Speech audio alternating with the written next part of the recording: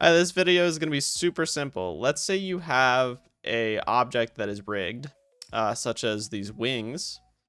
You have an object that's rigged, and what you want to do with that object is you want it to be a slightly different shape. What you should do first is try to use pose mode instead of just trying to sculpt it outright. So let's say we want to change these wings, the shape of them slightly, or we want to change which way they bend, or we want to change how big they are. What we can do is we can use pose mode here. We're in pose mode. I click the cat's version to get to it. And we can just, like, let's extend this bone, this very first bone. And we can move out that bone so we stretch it even further. About the tip of that bone. See, we can change the shape of our bones using pose mode.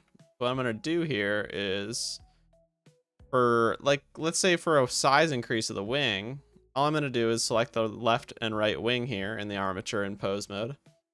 I'm going to grab my scale.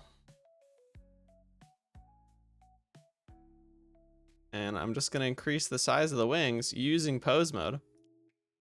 And then if I go out of pose mode at the current minute, the size increases won't be affected. And the reason why we're doing this is because if we just increase the sizes in sculpting or edit mode, then the bones wouldn't follow. So we want to do this in pose mode.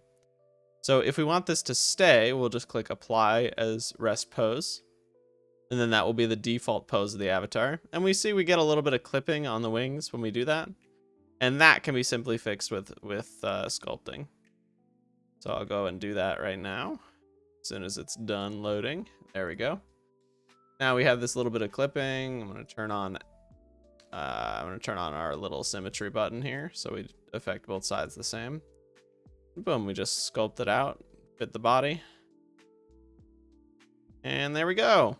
We have bigger wings, much bigger, and they're proportional, and the bones are the same size so that the bones are in the right places for fizz bones and whatnot. And it didn't take much struggle at all. So yeah, that's how you do a quick pose mode to, you know, change rigged objects. It's not that difficult. You should always look into pose mode first before you go sculpting a rigged object. So yeah, good luck.